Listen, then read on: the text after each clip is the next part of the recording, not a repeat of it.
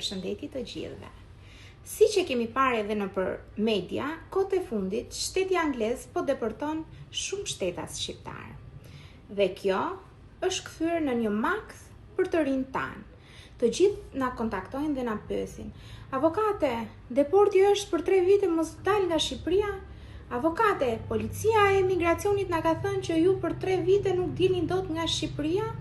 E keni gabim. Po, e keni vërtet gabim.